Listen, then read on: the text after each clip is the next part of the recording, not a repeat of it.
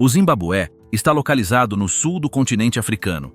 É um país sem litoral, com grandes rios, planícies, montanhas e reservas naturais. Tem mais de 15 milhões de habitantes e um território repleto de contrastes. Durante séculos, foi habitado por povos que organizavam as suas vidas em torno da terra, da água e das suas próprias regras. Isso mudou com a chegada do domínio britânico no final do século XIX. Após décadas de controle externo, conflitos e tensões, o Zimbabué tornou-se uma república independente em 1980.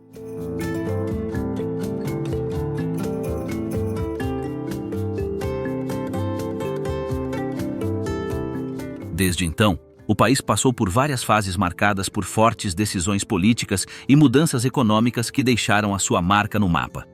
Hoje, o seu território combina centros urbanos, estradas não pavimentadas, zonas agrícolas e zonas onde a natureza continua a impor o seu ritmo. As divisões históricas, as línguas e as fronteiras internas permanecem. De fora, a imagem parece clara, mas compreender o que acontece internamente exige mais do que apenas olhar para o mapa. O que acontece realmente num país como o Zimbabué quando o dia começa? Bem-vindo a Mundare. Vou mostrar-vos hoje. Vamos começar. Uma nação marcada pelo colonialismo e pela luta pela independência. Antes de se chamar Zimbabué, este país era conhecido como Rodésia do Sul. A sua história moderna começa com a chegada dos britânicos, no final do século XIX. Não vieram pelo turismo, mas pelos recursos, ouro, terras férteis e tudo o mais que pudesse ser explorado. Era a Companhia Britânica da África do Sul, liderada por Cecil Rhodes, que controlava o território como se fosse uma empresa privada. Foram estabelecidas colônias, e os europeus brancos começaram a ocupar as melhores terras, enquanto os africanos foram deslocados sem qualquer direito de as reivindicar. Durante décadas, os colonos brancos viveram como uma minoria privilegiada, enquanto a maioria negra trabalhava sob o seu comando. Tudo foi estruturado para manter este sistema: leis, economia, educação e até a distribuição de água. Não se tratava apenas de racismo, mas de controlo absoluto. Em 1923, o território tornou-se oficialmente uma colônia britânica, mas as decisões continuaram a favorecer os brancos, que representavam apenas 5% da população. O ponto de viragem ocorreu em 1965, quando o governo colonial, liderado por Ian Smith, declarou a independência unilateral do Reino Unido. Este não visava libertar o povo, mas sim impedir que os britânicos forçassem o estabelecimento de um governo de maioria negra. Assim nasceu a Rodésia, uma espécie de estado pária, não reconhecido pelo resto do mundo. A comunidade internacional reagiu com sanções, mas o regime de Smith resistiu durante anos, graças ao apoio indireto de outros países que procuravam conter o comunismo em África. Entretanto, começaram a organizar-se movimentos de libertação. Surgiram dois principais: a ZANU, com maioria Shona, e a ZAPU, com base em Ndebele. Embora por vezes tivessem divergências, ambas lutavam pela mesma causa: acabar com o domínio branco. A luta não era política, era armada. Guerrilhas, ataques, sabotagens e repressão marcaram o cotidiano da década de 1970. A Guerra da Independência foi longa e sangrenta. Muitos jovens negros treinaram em países vizinhos, como Moçambique e Zâmbia. Viveram em acampamentos, aprenderam a usar armas e voltaram a atacar posições governamentais. O conflito tornou-se cada vez mais intenso. As aldeias rurais ficaram encurraladas entre os guerrilheiros e o exército de Smith, que aplicava castigos coletivos. Ninguém estava a salvo. Em 1979, após anos de pressão e violência, chegou o momento de negociar. As negociações em Londres, conhecidas como Lancaster House Conference, resultaram num acordo. Seriam realizadas eleições democráticas e a maioria negra poderia finalmente governar. Em 1980, realizaram-se as primeiras eleições abertas e Robert Mugabe, líder da ZANU, venceu por uma larga margem. Nesse ano, o país abandonou o nome Rodésia e adotou oficialmente o nome Zimbabué. O nome surgiu das ruínas do Grande Zimbabué, uma antiga cidade de pedra que tinha sido um símbolo de poder nos séculos passados. Era uma forma de nos reconectarmos com as raízes africanas e deixar para trás o legado colonial. A independência foi celebrada com euforia. Houve desfiles, canções e um ambiente de esperança. Pela primeira vez, as pessoas comuns sentiram-se no controle do seu destino. Os discursos falavam de igualdade, desenvolvimento e reconstrução. Falou-se também de reconciliação com a minoria branca, embora muitos já tivessem começado a fugir do país. Mas a ferida do colonialismo não cicatrizou de imediato. O país herdou uma economia desigual, instituições frágeis e uma sociedade dividida por etnia, língua e classe. Embora Mugabe falasse de unidade, cedo começaram a fazer-se notar sinais de poder concentrado, repressão de dissidentes e decisões autoritárias que não constavam dos planos originais. Apesar de tudo, naqueles primeiros anos de independência, registaram-se progressos na saúde e na educação. Vida cotidiana nas aldeias. Baldes cheios de água, falta de eletricidade e fogões a lenha. Fora das cidades, a vida no Zimbabué segue um ritmo diferente. Nas zonas rurais, não existem edifícios altos nem estradas pavimentadas. O que se ouve de manhã não é o som dos motores, mas o cantar dos galos, o vento a soprar nas árvores e o tilintar dos baldes quando alguém vai buscar água. Para milhões de pessoas, o dia começa antes do amanhecer, enquanto ainda está escuro. Em muitas aldeias, não há água canalizada. As famílias têm de caminhar até aos poços, rios ou bombas manuais para encher baldes e galões. Por vezes, caminham durante 1 hora ou mais. Quase sempre, as mulheres e as raparigas fazem este percurso várias vezes ao dia. Esta água é utilizada para beber, cozinhar, lavar roupa, tomar banho e limpar. Se houver seca, o problema agrava-se. As pessoas têm de esperar pela sua vez no poço ou distribuir apenas alguns litros por pessoa. Também não há eletricidade na maioria das casas rurais. As casas dependem de velas, candeeiros a petróleo ou lanternas que, por vezes, não têm pilhas. Os alimentos não podem ser refrigerados nem vistos à televisão. As crianças fazem os trabalhos de casa com pouca iluminação, se é que tem cadernos e lápis. Cozinhar também é um desafio. Não existem fogões elétricos ou a gás. A cozedura é feita com lenha ao ar livre ou em fogões de barro rudimentares. A recolha de lenha é outra tarefa diária, que exige tempo e esforço. As casas são feitas de adobe, tijolos ou blocos. Os telhados são geralmente de zinco ou palha.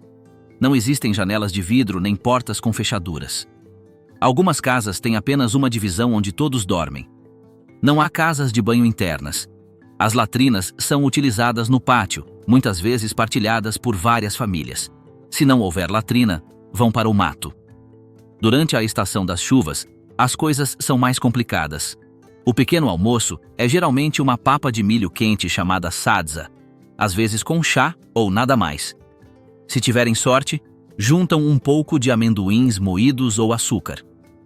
O almoço e o jantar também giram em torno de sadza, acompanhados por legumes cozidos, feijão ou algum molho.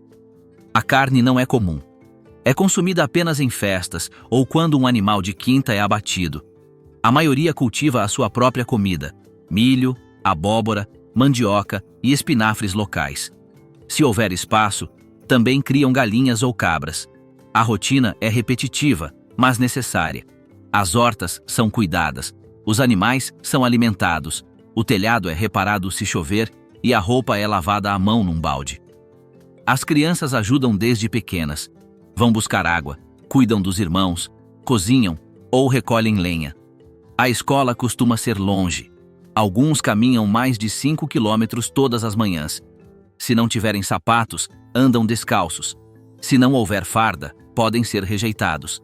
As escolas rurais têm poucos livros, quadros negros gastos e professores que recebem muito pouco. Não existem supermercados nessas zonas. Existem pequenas lojas improvisadas que vendem produtos básicos como sal, açúcar, farinha, fósforos e sabão. Tudo chega por estradas de terra batida precárias, pelo que os preços são mais elevados do que na cidade. A maioria das pessoas compra apenas o mínimo necessário. Por vezes pagam com produtos, milho, ovos, lenha. Ou então contraem crédito até que o dinheiro chegue do filho que trabalha na África do Sul. O transporte é limitado. Há bicicletas, carroças puxadas por burros ou motorizadas antigas. Para viajar para outra cidade ou para a cidade, as pessoas esperam por uma carrinha ou caminhão para fazer a viagem. Se não acontecer mais nada, elas caminham. A saúde também é uma questão complicada. Os centros médicos são distantes e nem sempre têm medicamentos. Se alguém fica gravemente doente, precisa de juntar dinheiro para o transporte e muitas vezes não chega a tempo. A vida social gira em torno da igreja, dos eventos da comunidade e dos mercados. Aos domingos, muitos se reúnem para cantar, rezar e partilhar. Há também velórios que duram vários dias, casamentos comunitários, jogos de futebol em campos de terra batida e encontros debaixo das árvores. Tudo é partilhado. O que se tem é partilhado. Se alguém sofre, outros ajudam. A comunidade é uma parte fundamental da vida rural.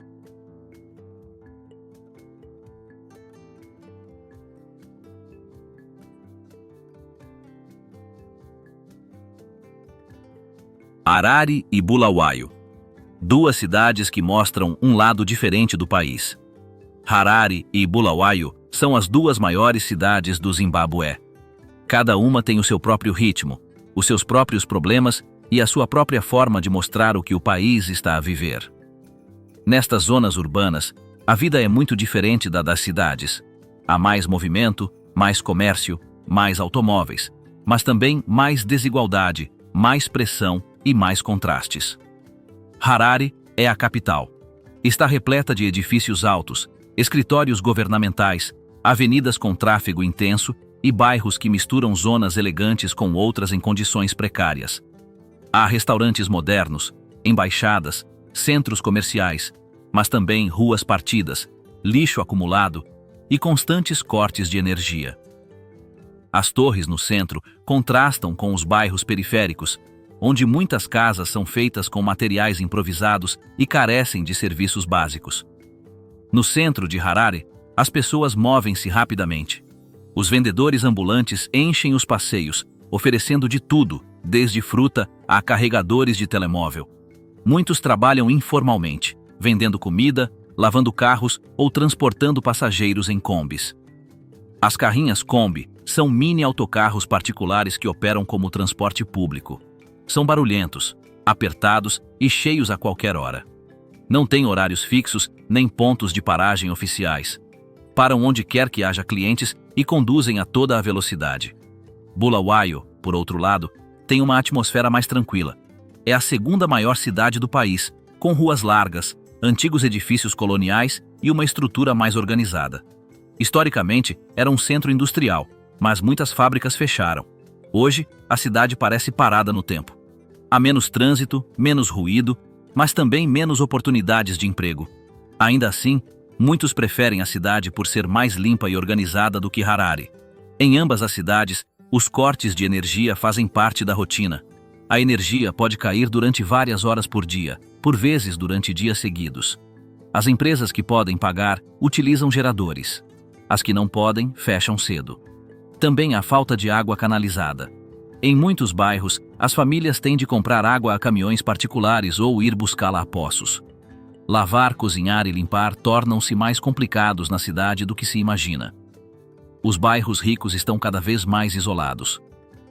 Tem muros altos, seguranças e, em muitos casos, painéis solares e depósitos de água.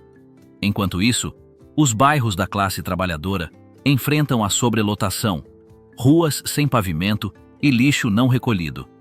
O Estado não oferece respostas, pelo que cada comunidade lida com os problemas da melhor forma possível. Organizam-se entre os vizinhos para tapar buracos, limpar esgotos ou recolher lixo. O emprego formal é escasso. Os negócios que ainda funcionam não contratam muitas pessoas e pagam pouco. A maioria das pessoas sobrevive informalmente. Uns abrem pequenos quiosques nas suas casas, outros vendem produtos nos mercados ou na rua. Há também aqueles que trabalham no estrangeiro e enviam dinheiro para as suas famílias. Sem estas remessas, muitas famílias não teriam rendimentos. As escolas urbanas têm mais alunos por sala de aula do que no campo. Por vezes, há mais de 60 crianças por turma. Há escassez de carteiras, livros e materiais. Os professores fazem o que podem, mas muitos estão desmotivados pelos baixos salários. Nas zonas marginalizadas, algumas crianças não vão à escola porque não têm uniforme ou porque têm de ajudar em casa vendendo nas ruas. Ainda assim, muitos sonham em estudar para escapar à pobreza. Nas cidades, também há tempo de lazer, embora limitado. Os jovens reúnem-se em praças, campos de futebol ou em bares com música local. Quem tem acesso à internet passa horas nas redes sociais, embora a ligação seja frequentemente lenta e cara. Existem também cinemas, mas a maioria não consegue pagar a entrada. As igrejas desempenham um papel importante como ponto de encontro e oferecem apoio emocional. O sistema de saúde urbano também está em más condições. Os hospitais públicos estão lotados, com falta de medicamentos ou de equipamentos. As clínicas privadas são muito caras. Se alguém tem uma emergência, precisa primeiro de descobrir como pagar. Como resultado, muitas doenças simples complicam-se. Algumas pessoas morrem de doenças tratáveis, simplesmente porque não tinham condições para pagar o tratamento. Em Harare e Bulawayo, também há repressão. A polícia monitoriza manifestações, controla reuniões e reprime protestos. Em períodos eleitorais, os postos de controlo e as ameaças aumentam. No entanto, ouvem-se vozes mais críticas nas cidades. Há ativistas, jornalistas independentes e artistas urbanos que, através de murais ou de música, denunciam o que muitos pensam, mas não se atrevem a dizer.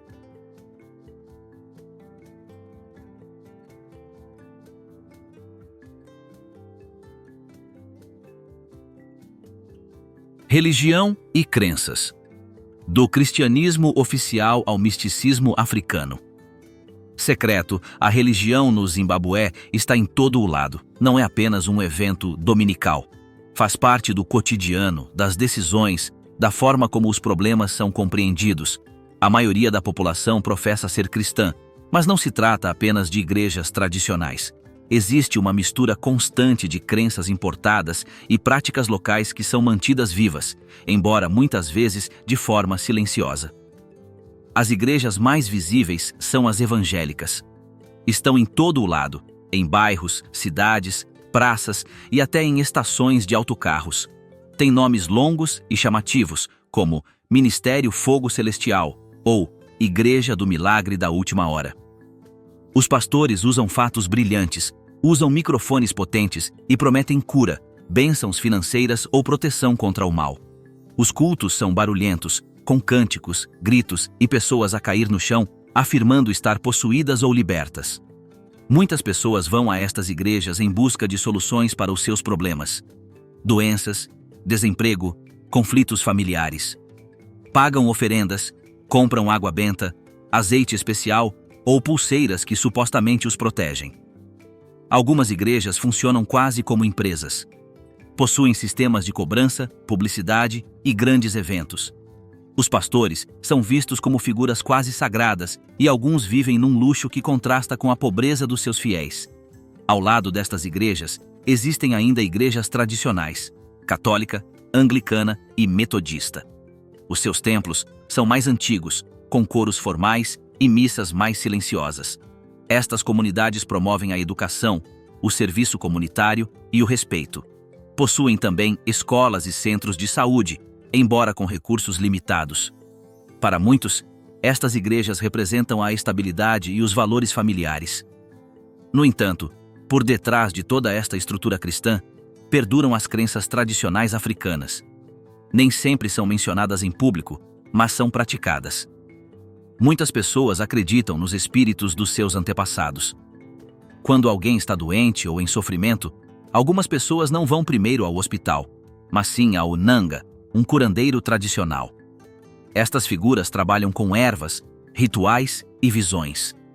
Consultam os mortos, interpretam sonhos e oferecem soluções espirituais. Os Inangas não constam das guias médicas, mas são respeitados. Até mesmo alguns políticos e empresários os visitam secretamente. Acredita-se que são capazes de proteger, abrir caminhos ou amaldiçoar os inimigos. Utilizam objetos como crânios de animais, raízes, pedras e ossos. Alguns possuem grutas especiais ou florestas sagradas onde realizam os seus rituais. Embora o governo tenha tentado regulá-los, a sua influência permanece intacta, especialmente nas zonas rurais. Em muitas famílias, a religião cristã e as crenças tradicionais coexistem. As pessoas assistem à missa de manhã e ao Nanga à tarde. Oram a Deus e fazem oferendas aos antepassados. Isto não é visto como uma contradição, mas como uma forma completa de proteção. Os espíritos fazem parte do mundo. Não podem ser vistos, mas podem ser sentidos. E se forem ofendidos, podem causar problemas. Existem também rituais específicos para determinadas ocasiões. Quando alguém morre, por exemplo, é realizada uma cerimônia para guiar o seu espírito. Animais são mortos, canções são entoadas e bebidas são oferecidas. Se alguém morre em circunstâncias invulgares, é consultado um Nanga para determinar se houve bruxaria envolvida. Acredita-se que os mortos podem falar através de sonhos ou sinais. Por isso, os túmulos são cuidadosamente cuidados e visitados com frequência. O medo da bruxaria continua presente. Há casos de pessoas acusadas de usar poderes para causar danos. Por vezes, os conflitos familiares são explicados como maldições. Em algumas aldeias, aqueles que são acusados de serem bruxos podem ser expulsos ou atacados. As disputas de herança, por exemplo, terminam frequentemente em acusações espirituais. Disse que alguém morreu não de doença, mas de uma força oculta enviada por um parente. Alguns rituais são secretos. Não são discutidos com estranhos nem realizados em público. Há práticas de iniciação, danças noturnas e reuniões em locais escondidos. Alguns só participam se convidados por membros antigos. Estas cerimônias mantêm vivas as tradições mais antigas, mas também geram medo entre aqueles que não as compreendem. Nas cidades, as crenças também se misturam. Alguns jovens usam a Bíblia no telemóvel, enquanto também usam amuletos escondidos na roupa. Algumas pessoas consultam os seus horóscopos e depois rezam. Outras usam pulseiras que lhes foram dadas por um pastor enquanto vão consultar um curandeiro. A fé adapta-se à necessidade e ao medo.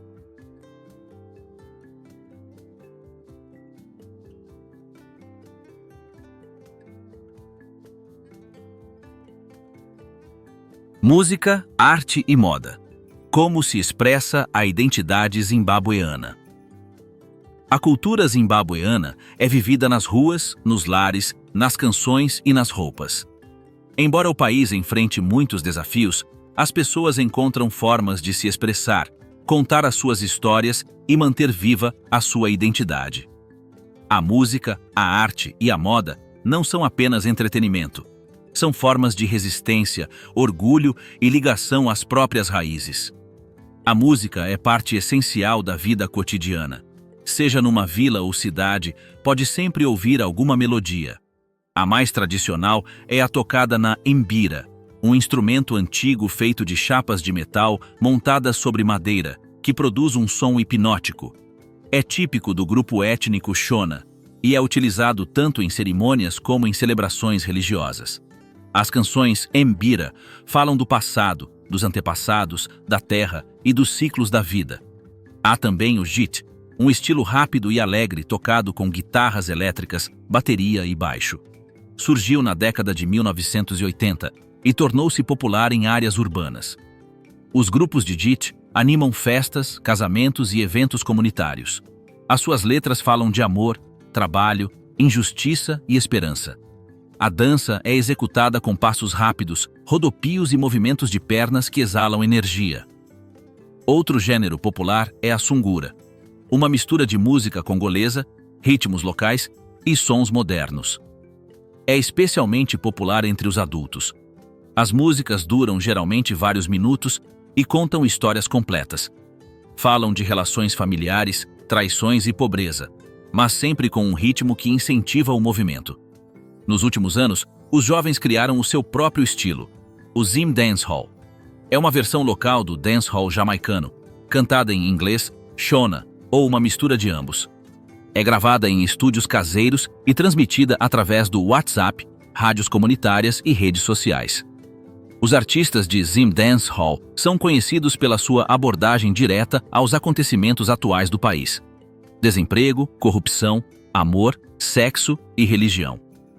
Alguns tornaram-se muito influentes, embora também tenham sido censurados pelas suas letras críticas. A arte visual também está muito presente.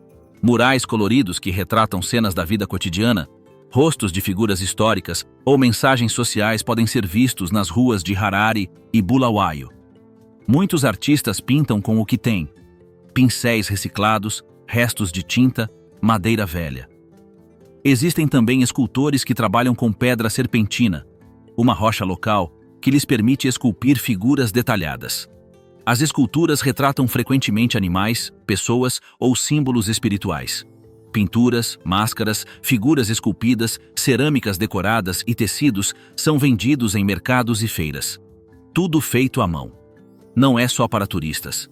Os habitantes locais também consomem esta arte. Penduram-na nas suas casas, dão-na de presente ou usam-na em celebrações. Alguns artistas conseguem exportar as suas peças, mas a maioria vende em pequenas quantidades para sobreviver. A moda zimbabuiana também tem a sua própria identidade. Embora muitos nas cidades usem roupas importadas em segunda mão, há também um movimento crescente de designers locais que misturam estilos tradicionais com cortes modernos. São utilizados tecidos com cores vibrantes, estampas geométricas e padrões africanos. As mulheres combinam saias compridas com blusas modernas, e os homens usam camisas com tecidos tradicionais e calças sociais. Os trajes cerimoniais são usados em eventos especiais, como casamentos ou funerais. Os tecidos são habitualmente coordenados entre os grupos familiares e demonstram unidade. Existem também peças de vestuário que refletem etnia, religião ou região de origem. Nas igrejas, por exemplo, usam-se roupas brancas com bordas azuis ou verdes, e nos rituais tradicionais, usam-se tecidos especiais dependendo da ocasião. Os penteados são também uma forma de expressão. As mulheres usam tranças elaboradas, extensões, turbantes ou cabelos naturais. Cada estilo comunica algo: estado civil, idade, ocasião ou simplesmente gosto pessoal. Nas cidades, muitos jovens imitam estilos vistos na internet, mas sempre com o seu toque próprio. A música e a arte também têm sido canais para criticar o poder sem se envolver diretamente com a política. Alguns artistas usam símbolos, jogos de palavras ou metáforas para falar sobre acontecimentos atuais sem correr muitos riscos. Os músicos incluem frases escondidas nas suas músicas que todos compreendem, mas que não podem ser facilmente censuradas. É uma forma de dizer as coisas sem as dizer. Apesar da falta de apoios estatais, a cultura continua viva. Os festivais locais, embora de pequena dimensão, reúnem músicos, pintores, dançarinos e artesãos. Realizam-se em escolas, praças ou igrejas, com aparelhagem emprestada e bilhetes baratos. A comunidade comparece, compra, aplaude e participa. É uma forma de manter a identidade viva, de valorizar o talento local.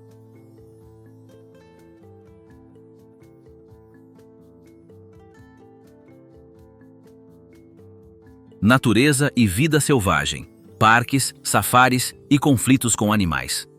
O Zimbabué é um país com uma riqueza natural impressionante.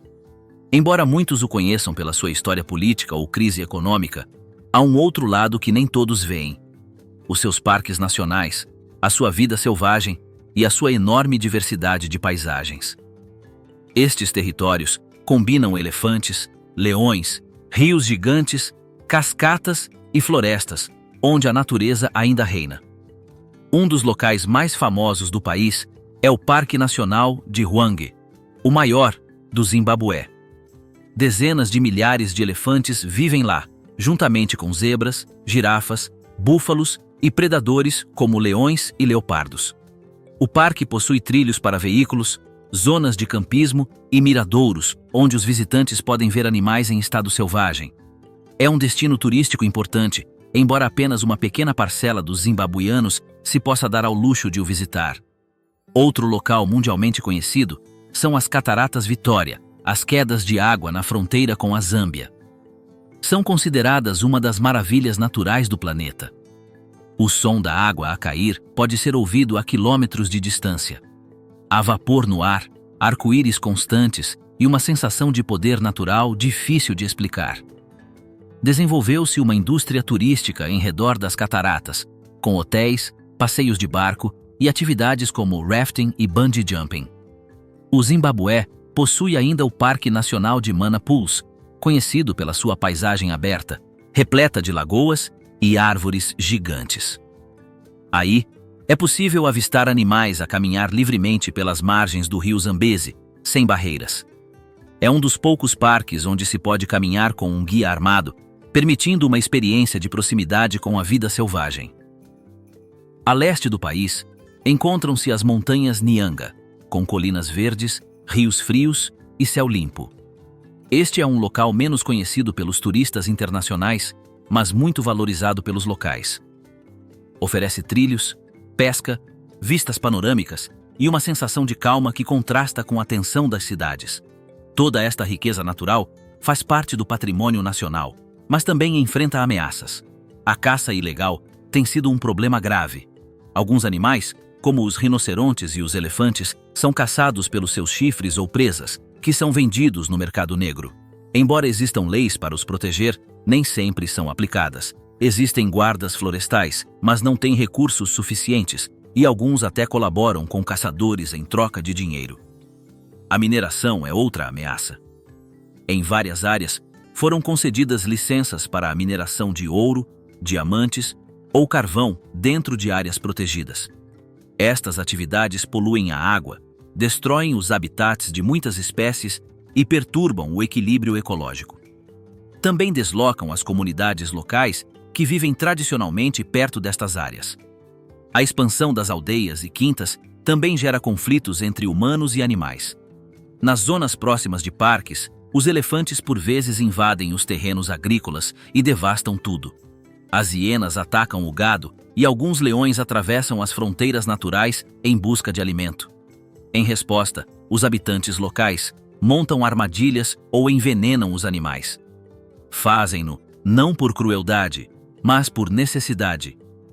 Para muitos agricultores, perder uma colheita para um elefante significa ficar sem comida durante todo o ano. Embora existam programas que procuram criar vedações ou compensar aqueles que sofrem estes danos, não são suficientes. A coexistência entre pessoas e animais selvagens continua tensa em muitas zonas do país. O turismo poderia ser uma solução, mas o seu desenvolvimento tem sido desigual. Durante a crise, as visitas diminuíram e muitas instalações fecharam. Alguns parques ficaram sem manutenção. Noutros, o acesso tornou-se exclusivo para estrangeiros, com preços elevados e pouca ligação às comunidades locais. A maioria da população não recebe benefícios diretos do turismo, mesmo vivendo perto destas áreas naturais. Apesar de tudo isto, muitos zimbabuianos orgulham-se da sua natureza. Há escolas que ensinam conservação.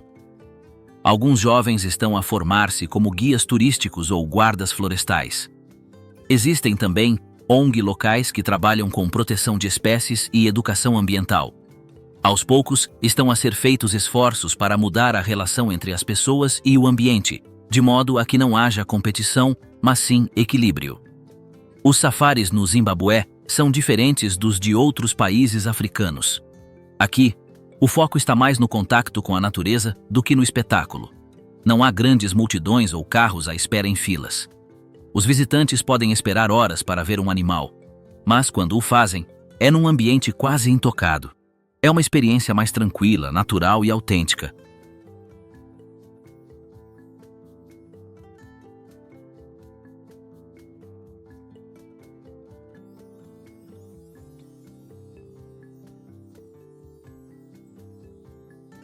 Zimbabué no mundo. Migração, remessas e sonhos, longe de casa.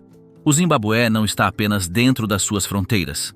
Ele também vive nos milhões de cidadãos que tiveram de partir. Uns partiram há décadas, outros ainda ontem. O que têm em comum é que deixaram tudo para trás em busca de algo melhor. A migração, para muitos zimbabuianos, não é uma opção, é uma necessidade. O país passou por várias vagas de migração, mas a mais forte começou no final da década de 1990, quando a economia começou a entrar em colapso. O desemprego aumentou, os serviços falharam e a moeda perdeu o seu valor. As pessoas começaram a atravessar fronteiras, primeiro para países vizinhos como a África do Sul, o Botsuana, a Zâmbia ou Moçambique. Depois, para destinos mais distantes, como o Reino Unido, Austrália, Canadá ou Estados Unidos. Para muitos, o primeiro passo foi informal. Atravessar sem documentos, procurar trabalho sem contrato, viver em quartos partilhados, enviar dinheiro através de conhecidos. A maioria começou do zero, sem rede de apoio, sem falar bem a língua do país de destino e com o medo constante da deportação. Mesmo assim, continuaram. Hoje, existem comunidades de zimbabuianos em muitas cidades do mundo. Alguns trabalham como enfermeiros, mecânicos, operários, amas ou empregados de limpeza. Outros conseguiram estudar, abrir negócios ou estabelecer uma vida estável. Há engenheiros, médicos, professores e empresários. Muitos vivem com dupla identidade, adaptados ao novo país, mas sempre de olhos postos no que deixaram para trás. As remessas que enviam são uma tábua de salvação para muitas famílias no Zimbabué. O dinheiro chega através de plataformas digitais, agências de câmbio ou intermediários locais. É utilizado para pagar alimentação, propinas escolares, medicamentos ou reformas. Sem esse dinheiro, muitas casas seriam insustentáveis. Para algumas pessoas, ter um filho, irmão ou primo no estrangeiro é a única garantia de sobrevivência. O envio de remessas também criou desigualdades. Algumas famílias vivem vidas melhores simplesmente porque têm um familiar no estrangeiro. Outros, sem esta ligação, permanecem presos na pobreza. Em algumas zonas rurais, é possível identificar quem tem familiares no estrangeiro pelas casas mais bem construídas, pelos telefones modernos ou pelos pacotes que chegam pelo correio. Por vezes, isto gera tensão, ciúme ou divisões dentro das comunidades. Os que ficam para trás também pagam um preço. Muitas crianças crescem sem os pais, criadas pelos avós ou tios, enquanto os adultos trabalham no estrangeiro. Alguns casais estão separados pela distância. Outros reencontram-se anos depois, como estranhos.